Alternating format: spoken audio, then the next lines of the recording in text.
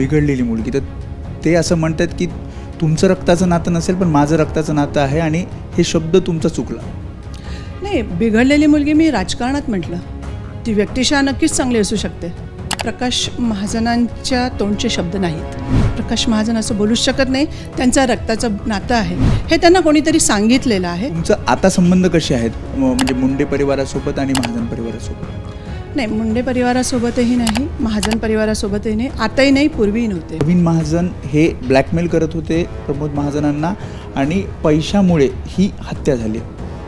नाही, अजिबात असं नाही. ब्लॅकमेल तर मुळीच करत नव्हते. ब्लॅकमेल केलं असतं तर आम्ही आज सीफेसला बंगला घेऊन राहिलो असतो.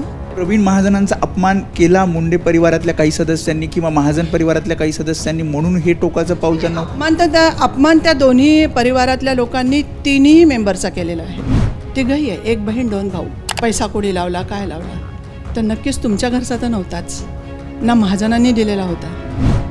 जो पैसा लागला आहे तो माझ्या माहेरून लागलेला आहे. राहिला गोष्ट साक्षीचा, तर कोर्ट केस एकीकडे, वारसा हक्काचा मुद्दा एकीकडे. आपल्यासोबत आहेत प्रवीण महाजन यांच्या पत्नी सारंगी महाजन. प्रकाश महाजनांनी ABP माझाला मुलाखत दिली आणि त्यामध्ये अनेक गोष्टींचा खुलासा 19 वर्षांनंतर केला आहे. एक तर त्यांचं असं म्हणणं आहे की गोपीनाथ मुंडे यांनी प्रवीण महाजनांच्या विरोधात साक्ष दिली आणि त्यामुळे तुम्ही आता मुंडे आणि महाजन परिवाराची बदनामी करत आहात. नाही, अजिबात असं नाही आहे. मी तुमच्या आधीच्या इंटरव्ह्यूमध्ये अशी बदनामी केली आहे का? नाही केली आहे. त्याच्यामुळे गोपीनाथरावांबद्दल बदनामी करण्याचा तर प्रश्नच उद्भवत नाही. राहिला गोष्ट साक्षीचा, तर कोर्ट केस एकीकडे, वारसा हक्काचा मुद्दा एकीकडे, असं माझं मत आहे. त्या कोर्ट केसचा, गोपीनाथरावांच्या, साक्षीचा इथे कुठेही संबंध येत नाही. तुमचं आता संबंध कसे आहेत, म्हणजे मुंडे परिवारासोबत आणि महाजन परिवारासोबत? नाही, मुंडे परिवारासोबतही नाही, महाजन परिवारासोबतही नाही, आताही नाही, पूर्वीही नव्हते. काल तुम्ही पंकजा मुंडेंना ज्या प्रकारे म्हणालात बिघडलेली मुलगी, तर ते असं म्हणतात की तुमचं रक्ताचं नातं नसेल पण माझं रक्ताचं नातं आहे आणि हे शब्द तुमचा चुकला. नाही, बिघडलेली मुलगी मी राजकारणात म्हटलं. ती व्यक्तिशः नक्कीच चांगली असू शकते. व्यक्तिशः ती मनाने कोमल असू शकते, सगळं असू शकते, पण ती राजकारणात बिघडलेली आहे. जी लोकांच्या नजरेत दिसते, सगळ्यांना दिसते, ती राजकारणात बिघडलेली आहे. मी व्यक्तिशः कोणावरच आरोप केलेला नाही आहे. तुम्ही जो मला प्रश्न परवा वारसा हक्काविषयी विचारला, तो मी सामाजिक मुद्द्याला धरून सांगितलेला आहे. व्यक्तिशः कोणावरच आरोप नाही आहे माझा. त्यापेक्षा आता एक गंभीर आरोप असा की ज्या प्रकारे प्रवीण महाजन यांनी प्रमोद महाजनची गोळ्या झाडून हत्या केली, त्यांचं असं म्हणणं आहे प्रकाश महाजनांचं की प्रवीण महाजन हे ब्लॅकमेल करत होते प्रमोद महाजनांना आणि पैशामुळे ही हत्या झाली. नाही, अजिबात असं नाही. ब्लॅकमेल तर मुळीच करत नव्हते. ब्लॅकमेल केलं असतं तर आम्ही आज सीफेसला बंगला घेऊन राहिलो असतो. हे तर तुम्हालाही माहिती आहे. तर ब्लॅकमेल तर अजिबात केलं नाही आहे आणि पैशासाठी तर नाहीच नाही, कशाचसाठी नाही. प्रश्न असा आहे की त्यांना काय माहिती, त्यांना ते औरंगाबादला राहतात, त्यांना त्याची काही जाणीव नाही आहे. आणि बेसिकली हे प्रकाश महाजनांच्या तोंडचे शब्द नाहीत. प्रकाश महाजन असं बोलूच शकत नाही. त्यांचा रक्ताचं नातं आहे हे त्यांना कोणीतरी सांगितलेलं आहे. त्याप्रमाणे कोणामुळे मी पण नाही सांगू शकत. हे मुंडेंच्या घरातून त्यांना सांगण्यात आलं आहे बोलण्यासाठी, असं मला वाटतं.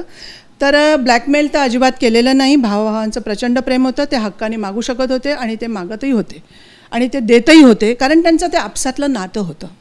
त्याच्यावर पैसे मागत होते, हे पैसे नव्हते मागत. ते ब्लॅकमेलचं काय, म्हणजे हा संबंध म्हणजे ब्लॅकमेल करतच नव्हते.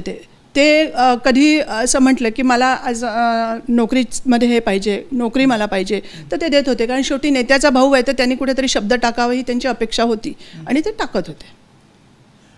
व्यवसाय काय करायचे? प्रकाश महाजन म्हणतात की सारंगी महाजन यांना विचारावं की ते व्यवसाय काय करायचे. वरिष्ठ वकील जे जास्तीची फी घेतात ते कसे लावले केस लढण्यासाठी, याचा सुद्धा खुलासा त्यांनी करावा. हो, मी सगळे खुलासे करणार आहे. प्रकरण न्यायप्रविष्ट आहे, त्यामुळे मी आत्ता बोलू शकत नाही. ज्या दिवशी न्यायप्रविष्ट प्रकरणातून मी बाहेर पडेल त्यावेळेला मी नक्की बोलेल. मी सुद्धा 20 वर्ष थांबले नसते. 20 वर्षाची त्याला मुभा आहे आणि 20 वर्षानंतर मी सगळ्या TVवर सर्वांना सगळ्या गोष्टी खऱ्या मुद्द्यासहित सांगणार आहे. सगळ्या काय नेमकं कारण होतं? पैशाचं एक कारण वारंवार समोर येतं. पैशाचं कारण नाही आहे हे मी ठामपणे सांगू शकते. आणि राहिला प्रश्न बाकीच्या कारणाचा, तर त्याच्यातलं 1/4 कारण त्यांनी त्यांच्या 6व्या एपिसोडमध्ये सांगितलेलंच आहे.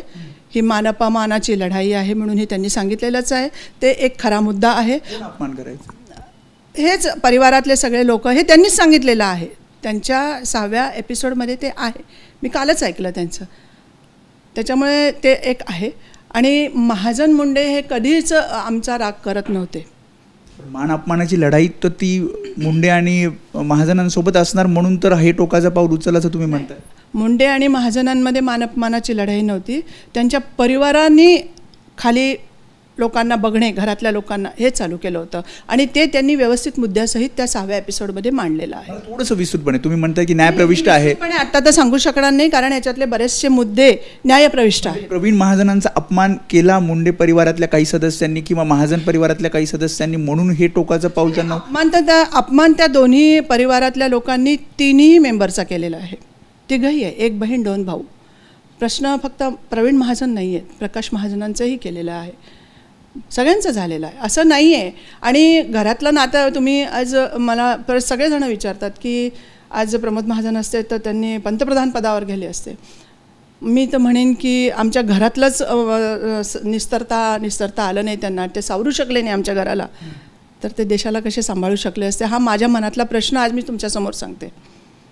अच्छा, म्हणजे तुमचं हे म्हणणं आहे की घराला त्यांनी सावरू शकले ना? घरालाच कुठे सावरलं त्यांनी? 2 भाऊ आणि बहीण. आणि काय वाद होते? काय वाद होते? दोन वेगवेगळे झाले होते. गटबाजी झाल्यासारखं झालं होतं. कोणाकोणाची गटबाजी? पैसेवाले 2 वेगळे, आम्ही वेगळे. म्हणजे त्यात प्रकाश महाजन पण होते? हो, प्रकाश महाजन पण होते ना. असं थोडीच आहे. आज ते तुमच्या विरोधात का बोलते? आता ते काय आहे, शेवटी त्यांची बहीण आहे ना. मुंडे त्यांची बहीण आहे, मायेचं नातं आहे. शेवटी त्यांना कुठेतरी बचाव करायचा आहे. माझ्या विरोधात बोलणार ना ते, असं नाही आहे. आणि तुमचा जो आणखीन एक प्रश्न होता जो की पैसा कोणी लावला, काय लावला, तर नक्कीच तुमच्या घरचा तर नव्हताच ना, महाजनांनी दिलेला होता. जो पैसा लागला आहे तो माझ्या माहेरून लागलेला आहे. त्याच्यामुळे तुमच्या घरचा नव्हता. ते असंही म्हणतात की ऑस्ट्रेलिया किंवा अमेरिकेला व्हिसा अगदी 2 दिवसात 3 दिवसात मिळायचा, ते फक्त प्रमोद महाजनांमुळे आणि गोपीनाथ मुंडेंमुळे. तेव्हा ते तुमच्याशी सगळे चांगले होते आणि आता वाईट झाले. ते कोण चांगले होते? आमच्यासोबत सगळेच चांगले होते. गोपीनाथराव आणि प्रमोद महाजन चांगलेच होते. हे नंतरचे लोक आहेत. हे पहिल्यापासूनच वाईट होते. हे कोणते चांगले होते? हे पहिल्यापासूनच वाईट होते. आणि तुमचं जे म्हणणं आहे विसाचा वगैरे, तर ते प्रेमाने समोरून म्हणायचे, तुला जायचं असेल ना चल मी काम करून देतो तुझं विसाचं. हे स्वतः म्हणायचे प्रमोदजी. नुसतं यांनी म्हटलं की नाही मला जायचं. आणि बेसिकली मला असं वाटतं आम्ही तर पूर्ण देश फिरून आलो आणि देश फिरलो आम्ही आमच्या पैशावर फिरलो. हां, आम्हाला ज्यांनी नोकरी दिली त्यांनी रिलायन्समध्ये नोकरी दिली. लुम्सच्या गोडाऊनवर सुपरविजन करण्याचं काम प्रवीण महाजन यांना होतं. आठवड्यातून 2दा ते रिलायन्सच्या ऑफिसला जायचे, लुम्सच्या गोडाऊनवर पण व्हिजिट करायचे. हे सर्व आम्हाला माहिती आहे. औरंगाबादला बसून कोणाला माहिती नाही आहे आणि घरच्यांनाही माहिती नाही आहे. ठाण्यातल्या एका व्यक्तीचं त्यांनी नाव घेतलं, त्यांना तो तुमचा कार्यकर्ता होता. प्रकाश महाजनांना शिवे देण्यासाठी किंवा त्यांच्या विरोधात जाण्यासाठी तुम्ही त्यांना सांगितलं? अजिबात नाही, असं काही नाही आहे. उद्या कोणी यांच्या विरोधात कोणी काही बोलेल तर मी कसं म्हणू शकते? असं काही नाही आहे. तुमचं म्हणणं आहे की जे काही आरोप केले त्याला फक्त एकच, म्हणजे जे तुम्ही आता फक्त उघड करतायत, मान अपमानामुळे हे सगळं झालं. सध्या तरी मी हेच उघड करीन. न्यायप्रविष्ट प्रकरणाची लिमिट संपल्यानंतर मी स्वतः तुमच्यासमोर चॅनलवर येईन आणि जे काय सत्य आहे ते सांगेन. परिवारातल्या प्रत्येक सदस्यांनी माझ्यासोबत बसावं. मला शेवटचा प्रश्न, आता काही बोलणं होतं मुंडे कुटुंबांसोबत किंवा जसं प्रकाश महाजन तर थेट आरोपच करत, त्यांच्यासोबत कधी बोलणं झालं या सगळ्यानंतर? नाही. आणि प्रकाश महाजनांविषयी मला बिलकुल राग नाही आहे आणि ते आमचे रक्ताचे नातेवाईक आहे, महाजन परिवारातले आहेत. ते म्हणतात तुम्ही रक्ताचे नाते विसरलात म्हणून पंकजा मुंडे. मी रक्ताचे नातं विसरलं नाही आहे आणि महाजन परिवारातले आहेत, ते मोठे आहे. आमच्या नैनावहिनी पण मोठ्या आहेत. मी परवाच जाऊन त्यांना भेटून पण आले होते. मुलाला भेटले, सुनेला भेटले. मी माझ्या परीने संबंध सगळ्यांशी चांगले ठेवते. पंकजा मुंडेंसोबत सुद्धा चांगले संबंध आहेत तुमच्या? नाही, ते भेटत नाहीत ना. ते आता खूप 7 स्टार लाईफस्टाईलचे झाले आहेत ना. आम्ही त्यांच्या दृष्टीने अगदी छोटे आहोत, त्याच्यामुळे ते भेटणार नाहीत आम्हाला आणि प्रयत्न केला तरी भेटणार नाहीत. त्याच्यामुळे आम्ही ते भेटण्याचा प्रयत्न करत नाही. आणि दुसरी गोष्ट, मी जर भेटायला गेली तर हे मीडियावर सांगतील हे बघा आले, यांना पैशाची गरज आहे, भेटायला आलेत असं म्हणतील. त्याच्यामुळे मला ते करायचंच नाही आहे.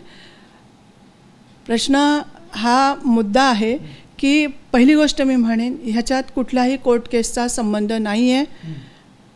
हा फक्त वारसा हक्काचा जो मुद्दा होता त्याच्यावर काल माझा तुम्ही बाईट घेतला तो, आणि वारसा हक्काच्या मुद्द्याप्रमाणे राजकारणामध्ये गोपीनाथरावांनी जे घडवलं ते घडवले, ते 9 ते 14 तोपर्यंत ती चांगली होती, 14 नंतर ती पूर्ण बिघडली. राजकीय बिघडली. राजकीयच ऑफकोर्स. ती व्यक्तिशः चांगली आहे, मी ती माझ्याकडे आजही आले किंवा मी तिला भेटायला गेले तर ती नक्की माझ्याशी चांगली बोलेल किंवा मी तिच्याशी चांगली बोलेल, पण ती राजकीय बिघडलेली आहे, माझं हेच म्हणणं आहे. बाकी असं माझं कुठलाच आक्षेप नाही आहे. त्याच्यामुळे माधवी, ज्या प्रकारे प्रकाश महाजन यांनी जे काही आरोप केलेत त्यावर उत्तर सारंगी महाजन यांनी दिलेलं आहे. काही गोष्टी न्यायप्रविष्ट आहेत त्यामुळे त्याचा खुलासा मी करू शकत नाही, मात्र ज्या गोष्टी प्रायमरी लेवलला ज्या सांगू शकतात त्या सगळ्या गोष्टी त्यांनी सांगितल्या. आणि जे आरोप केलेत त्यावर म्हणजे जे प्रमोद महाजन यांची जी हत्या झाली त्याचं एकच कारण त्यांनी सध्या तरी सांगितलं की तो म्हणजे मान अपमान. कॅमेरामन विजय देसाईसह मी वेदांत नेब, एबीपी माझा, मुंबई. एबीपी माझा, उघडा डोळे बघा नीट.